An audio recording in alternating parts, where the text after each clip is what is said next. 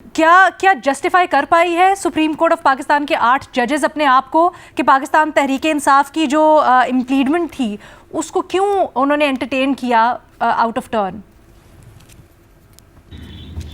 جی شکریہ لینا. میری بالکل مختلف رائے ہے اس فیصلے پہ. دیکھیے یہ عدالت نے نہیں کہا کہ ہم نے آؤٹ آف ٹرن ان کی اپلیکیشن جو ہے اس کو ایڈمٹ کیا. انہوں نے کہا عمومی طور پہ یہ ہوتا ہے کہ پہلے آپ اپلیکیشن ڈیسائیڈ کرتے ہیں یا ڈیسائیڈ کرتے ہیں کہ پارٹی کو آپ نے ایکسیپٹ کرنا ہے یا نہیں, پھر فیصلہ کرتے ہیں. لیکن آپ نے بھی اپنی انٹروڈکشن میں اس پہ بات کی.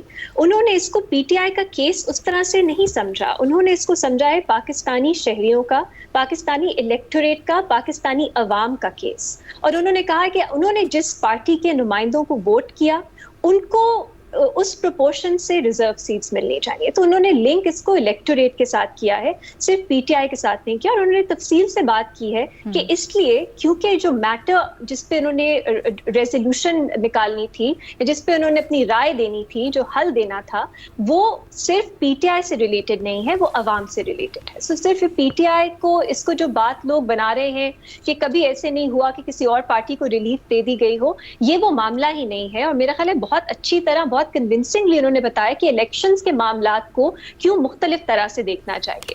اگر آپ پوچھیں مجھ سے کیا پاکستان میں آپ کو کوئی اور پریسیڈنٹ ملتا ہے کہ اس طرح 80 کے قریب لوگوں کو انڈیپینڈنس کہہ دیا ہو, جبکہ وہ کہہ رہے ہیں کہ وہ ایک اور پارٹی سے وابستگی رکھتے ہیں, کہ الیکشنز کے معاملات میں اس طرح کے فیصلے آئے ہوں جس میں کوئی واضح ہی نہیں ہے کہ اس کے ریپریکاشنز کیا ہیں الیکٹورل پروسیس میں.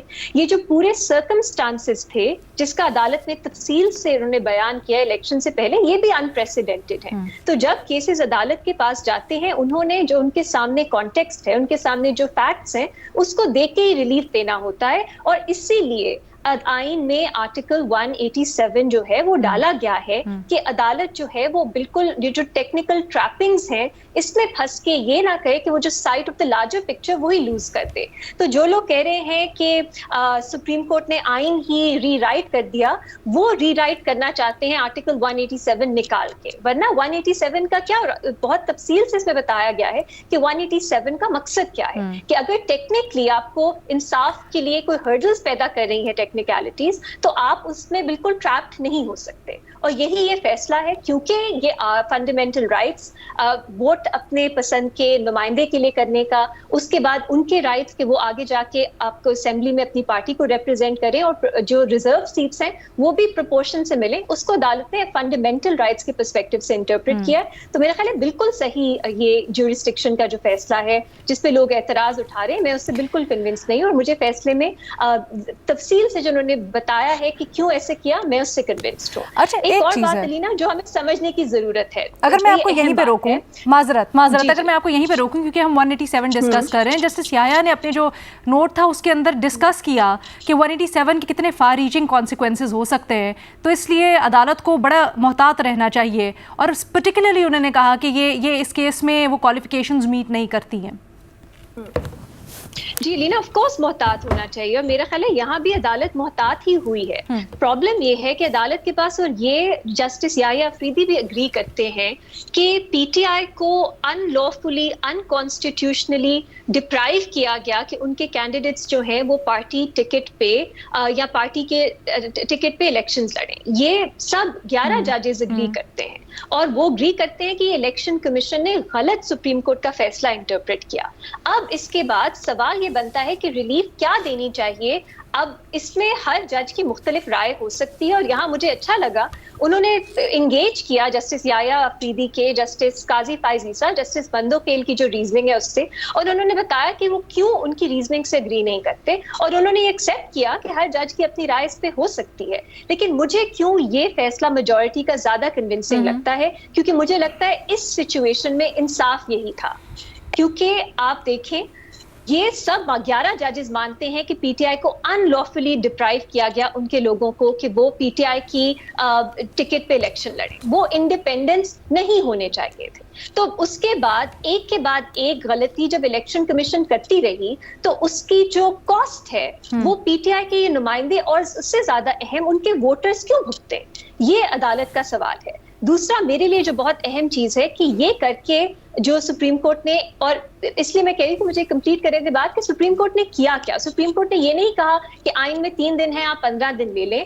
یہ بہت, جو میں پہلے بھی اس شو میں بات کر رہی تھی کہ سپریم کورٹ نے کہا ہے ہم نے ان کینڈیڈیٹس کو ریٹرن, ان کو واپس وہاں لے کے جانا ہے جہاں وہ تھے, جہاں ناانصافی نہیں ہوئی تھی. ہم نے واپس اس ناانصافی کو واپس لے کے جانا ہے. تو وہ انہوں نے کس طرح کیا کہ انہوں نے ایک اور انہیں موقع صرف دیا ہے کہ کیونکہ اتنے زیادہ ان لافل کانڈکٹ تھا الیکشن کمیشن کا, ان کانسٹیٹیوشنل کانڈکٹ تھا, اور انہوں نے اس کی 5-6 مثالیں دی ہیں کہ ایسا کیوں تھا.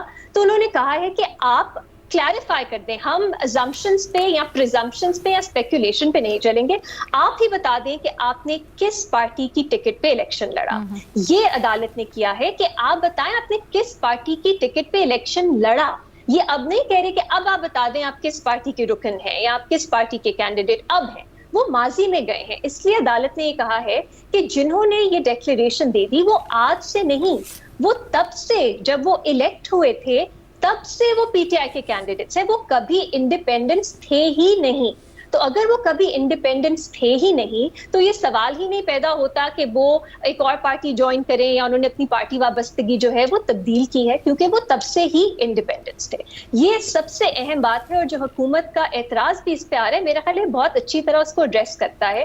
اس بات کو بھی ایڈریس کرتا ہے کہ جو الیکشنز ایکٹ میں ترمیم ہوئی ہے وہ کیوں نہیں اپلائی کرتی اس کیس میں, کیونکہ عدالت نے یہ تصور کیا ہے کہ یہ تب سے ہی پی ٹی آئی کے کینڈیڈیٹس ہیں جب سے الیکشنز ہوئے. تو کوئی بھی سچویشن ہی نہیں رائز کرتی کہ انہوں نے پارٹی بدلی ہو. یہ انڈیپینڈنس کبھی تھے ہی نہیں عدالت کے مطابق. جو تشریح کیا انہوں نے بیسکلی کہ کیا اگر کسی پارٹی کا سمبل چھین لیا جائے تو اس کے امیدوار انڈیپینڈنس تصور ہوں گے یا نہیں ہوں گے. اچھا ایک چیز نہیں یہ نہیں, اس سے آزادہ ہے نا زیادہ اہم ہے. انہوں نے کہا ہے جیسے یہ جو کرٹیسزم ہوتا ہے کہ آپ نے 15 دن کیسے دے دیے, عدالت نے 15 دن دیے ہیں یہ واضح کرنے کے لیے کہ آپ بتائیں آپ نے 2024 کا الیکشن کس پارٹی کے ریپرزینٹیٹیو کے طور پہ یا کینڈیڈیٹ کے طور پہ لڑا.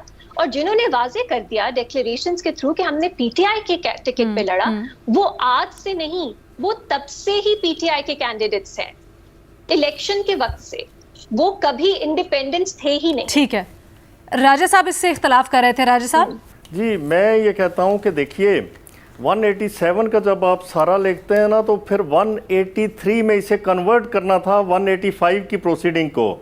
183(4) میں کنورٹ کرتے تو پھر اور بات تھی, لیکن ایسا نہیں ہوا. 183 کا یہاں پہ سارا نہیں لیا جا سکتا. جو یہی آفریدی صاحب کی ججمنٹ ہے وہ بالکل درست ہے اس حوالے سے کہ 187 کے ایمبٹ میں یہ کیس نہیں آتا. اور اسی طرح باقی جو 2 ججز جن کے حوالے سے آپ نے انٹرو میں بھی بتایا کہ پیرا نمبر 120 اور پیرا نمبر 121 ہے جو ججمنٹ کا, پیج 69 اور پیج 70, اس پہ جو ریمارکس دیے گئے اس بینچ کی طرف سے, تو وہ میرے خیال میں قطعاً مناسب نہیں ہے کہ آپ ان کی رائے سے اختلاف کریں, آپ ان کی آبزرویشن سے اختلاف کریں, ان کے فیصلے سے اختلاف کریں, لیکن یہ تو نہ کہیں کہ جو کہا گیا کہ have made certain observations in their dissenting judgment dated 3/8/2024 which do not behove جج of the Supreme Court of Pakistan. یعنی یہ پھر اور یہ کہ جی ان کا جو کنڈکٹ ہے وہ that falls short of courtesy and restraint required of the ججز of the Supreme Court of Pakistan. یعنی یہ میرے خیال میں نامناسب ہے. اس کا مطلب یہ ہے کہ اس فیصلے نے, میں تو سمجھتا ہوں کہ 12 جولائی کے اس فیصلے نے عدلیہ کو عدلیہ کے خلاف اور عدلیہ کو ایک اور constitutional body supreme election commission اور عدلیہ کو ایک تیسری کانسٹیٹیوشنل باڈی وہ پارلیمنٹ کے محاذ پہ کے سامنے کھڑا کر دیا ہے. ریما یہ جو بالکل ججمنٹ کے اینڈ میں ریمارکس دیے گئے ہیں, ٹھیک ہے راجہ صاحب آپ کا پوائنٹ آ گیا. ریما یہ جو ججمنٹ کے اینڈ میں ریمارکس دیے گئے ہیں اور افسوس کا اظہار کیا گیا ہے کہ 2 ججز نے, امین الدین خان صاحب اور نعیم افغان صاحب نے, جس طرح سے یا جس انداز میں ریمارکس دیے ہیں 8 ججز کے بارے میں اور ان کی ججمنٹ کو ریفر کیا ہے, اس سے متعلق بڑی تنقید کی جا رہی ہے. کیا یہ تنقید آپ کے لحاظ سے جائز ہے؟ अलीना मैं इस पे बाद में आती हूँ, लेकिन देखिए सबसे पहले फैसले को समझने के लिए, और जो भी हम बात करते हैं ना पार्लियामेंट के अगेंस्ट खड़ा कर दिया, आपने फैक्ट्स देखने हैं। उसमें अभी तक मुझे समझ नहीं आई कि जो एक्चुअल रीजनिंग है अदालत की कि पीटीआई क्यों सिंबल ना होने, कॉमन सिंबल ना होने के बावजूद इंडिपेंडेंट्स नहीं बनते उनके कैंडिडेट्स, वो पीटीआई के टिकट होल्डर्स ही थे इलेक्शंस के लिए। इस पे मुझे तो नहीं समझ आई कि एतराज क्या है। और अभी भी जो बात हो रही थी उसमें उन्होंने नहीं बताया कि ये फैसला क्यों गलत है, और ये 11 जजेस का फैसला है 13 में से। अब अगर आप ये मान लेते हैं कि पीटीआई के कैंडिडेट्स इंडिपेंडेंट्स नहीं थे, वो पीटीआई के ही कैंडिडेट्स थे, तो क्या रिलीफ बनती है? और अदालत ने बिल्कुल सही कहा है कि कॉन्स्टिट्यूशन इस पे साइलेंट है। रिलीफ का जब मामला आता है वो केस देख के ही टेलर करना होता है, और इस केस में आइन भी साइलेंट है, कानून भी साइलेंट है। तो इसलिए अदालत ने कहा कि आप वहीं चले जाएं जहां ये सारी कंफ्यूजन जो है वो हम एक्सपीरियंस कर रहे थे लोग। अदालत का फैसला आ चुका था, इलेक्शन कमीशन कभी किसी को कुछ कह रहा था, किसी को कुछ कह रहा था। सलमान अकबर राजा साहब की मिसाल है कि उन्होंने कहा मैं इंडिपेंडेंट नहीं हूं, इलेक्शन कमीशन ने कहा नहीं आप हैं।